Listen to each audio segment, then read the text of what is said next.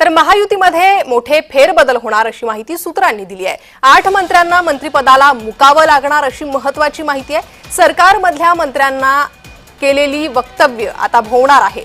शिरसाट, गोगावले, कदम, भुसे, कोकाटे हे हिट लिस्टवर असल्याचं कळतंय। तर सरकारमधल्या मंत्र्यांनी केलेली वक्तव्य त्यांना भोवणार असल्याचं आता कळतंय।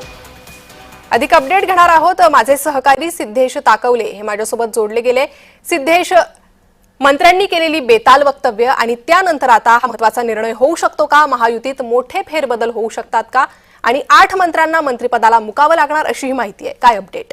प्रणिता, जर आपण बघितलं तर राज्याच्या राजकारणामध्ये गेल्या काही दिवसांपासून घडत असलेल्या घडामोडींच्या पार्श्वभूमीवरती मुख्यमंत्री देवेंद्र फडणवीस हे दिल्ली दौऱ्यावरती आहेत आणि याच दिल्ली दौऱ्यामध्ये असताना आता ज्या मंत्र्यांनी जी बेताल वक्तव्य केलेली होती आणि ज्या वक्तव्यांमुळे, ज्या कामामुळे महायुती सरकारचं जे काम जे आहे ते जी इमेज बनलेली होती लोकांच्या नजरेमध्ये ती खराब झालेली होती आणि अखेर हीच इमेज सुधारवण्यासाठी मुख्यमंत्री देवेंद्र फडणवीस आज दिल्लीच्या दौऱ्यावर आहेत आणि याच पार्श्वभूमीवरती या 8 वादग्रस्त जी वक्तव्य केलेली होती त्या मंत्र्यांना डच्चू दिला जाणार का सरकारमधून हे पाहावं लागणार आहे। यामध्ये प्रामुख्याने जर आपण बघितलं तर मुख्यमंत्री देवेंद्र फडणवीस ज्या मंत्र्यांना धक्कातंत्र देणार आहेत त्याच्यामध्ये संजय शिरसाट असतील, भरत गोगावले असतील, दादा भुसे असतील, योगेश कदम असतील, माणिकराव कोकाटे असतील, ज्यांचं प्रकरण आता गेल्या काही दिवसांपासून फारच चर्चेत आहे।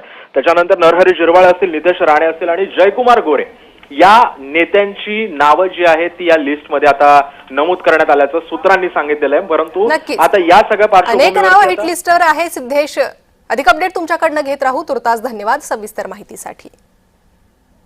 तर कुणाकुणाची विकेट जाणार आहे ती ही माहिती पाहूयात। तर लवकरच या मंत्र्यांची विकेट पडणार का? यात नाव कुणाचं आहे? तर संजय शिरसाट, ज्यांच्याकडे सामाजिक न्याय खातं आहे, भरत गोगावले, फलोत्पादन मंत्री, दादा भुसे, शालेय शिक्षण मंत्री। तर या तिघांची नावं समोर येत आहेत। त्यासोबतच गृहराज्यमंत्री योगेश कदम, कृषी मंत्री माणिकराव कोकाटे, मंत्री नरहरी झिरवाळ यांचंही नाव समोर येत आहे।